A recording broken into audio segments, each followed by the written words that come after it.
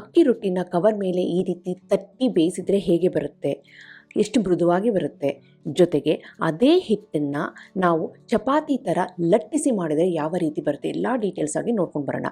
ಹಿಟ್ಟನ್ನು ಹೇಗೆ ಕಲಿಸೋದು, ಎಷ್ಟು ನೀರು ಹಾಕಬೇಕು, ಯಾವ ರೀತಿ ಕಲಿಸ್ಬೇಕು, ಯಾವ ರೀತಿ ಬೇಯಿಸಬೇಕು, ಎರಡಕ್ಕೂ ಏನು ಡಿಫ್ರೆನ್ಸು, ನಿಮ್ಮ ಎಲ್ಲ ಪ್ರಶ್ನೆಗೂ ಇಲ್ಲಿ ಉತ್ತರ ಸಿಗುತ್ತೆ. ನಾನು ಆಶಾ, ನಿಮಗೆಲ್ಲರಿಗೂ ಅಡುಗೆ ಸಾಧನಕ್ಕೆ ಸ್ವಾಗತ. ಈ ಅಕ್ಕಿ ರೊಟ್ಟಿ ಮಾಡೋದಕ್ಕೆ ನಾನಿಲ್ಲಿ 1.5 ಲೋಟದಷ್ಟು ನೀರನ್ನ ಸೇರಿಸ್ಕೊಳ್ತಾ ಇದ್ದೀನಿ. ಯಾವ ಲೋಟದಲ್ಲಿ ನೀವು ನೀರನ್ನ ಸೇರಿಸ್ಕೊಡ್ತೀರೋ ಅದೇ ಲೋಟದಲ್ಲಿ ನೀವು ಅಕ್ಕಿ ಹಿಟ್ಟನ್ನು ಮೆಷರ್ ಮಾಡ್ಕೊಳ್ಳಿ.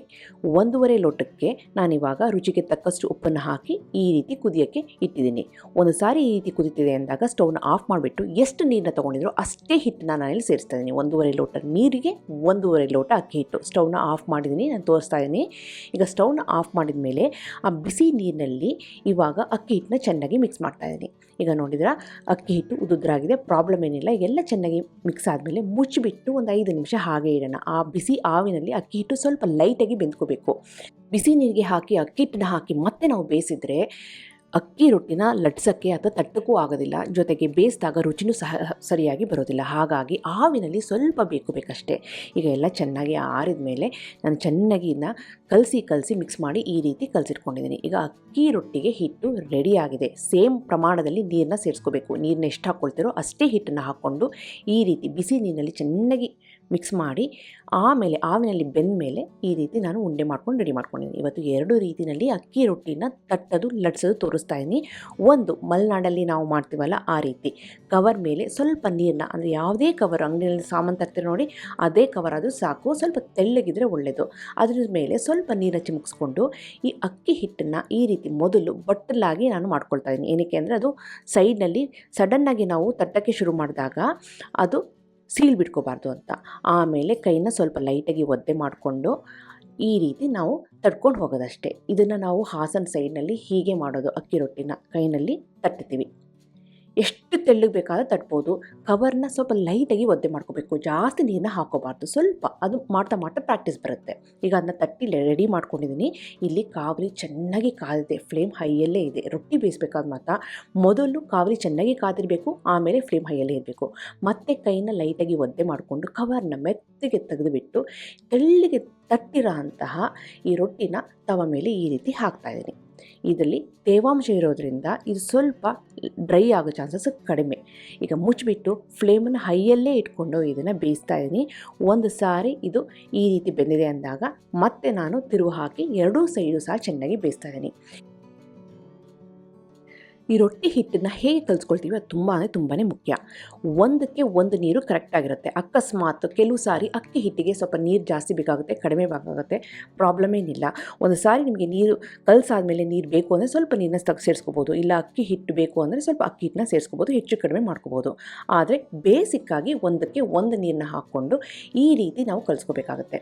ಕರೆಕ್ಟಾಗಿ ಕಲಿಸಿದ್ರೆ ಲಟ್ಸೋದು ಈಸಿ, ತಟ್ಟೋದು ಈಸಿ, ಹಾಗೆ ರೊಟ್ಟಿನೂ ಸಹ ರುಚಿಯಾಗಿ ಬರುತ್ತೆ. ಈಗ ತಟ್ಟಿರೋ ಅಂಥ ರೊಟ್ಟಿನ ನಾನು ಬೇಯಿಸಿ ತೋರಿಸ್ತಾ ಇದ್ದೀನಿ. ಈ ರೊಟ್ಟಿನೂ ಸಹ ಸೂಪರಾಗಿರುತ್ತೆ. ಆದರೆ ನಿಮಗೆ ತಟ್ಟೋದಕ್ಕೆ ಬರಬೇಕು.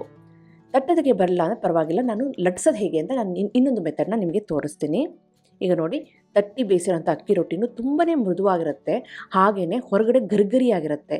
ಈ ಅಕ್ಕಿ ರೊಟ್ಟಿ ಬಿಸಿ ಇರಬೇಕಾದ್ರೆ ತಿನ್ನೋದು ಒಳ್ಳೆಯದು. ಆರಿದ ಮೇಲೂ ಸಹ ಇದು ಡ್ರೈ ಆಗೋದಿಲ್ಲ, ಆದರೆ ಸ್ವಲ್ಪ ಬಿಸಿ ಇರುವಂಥ ರುಚಿ ಸಿಗೋದಿಲ್ಲ.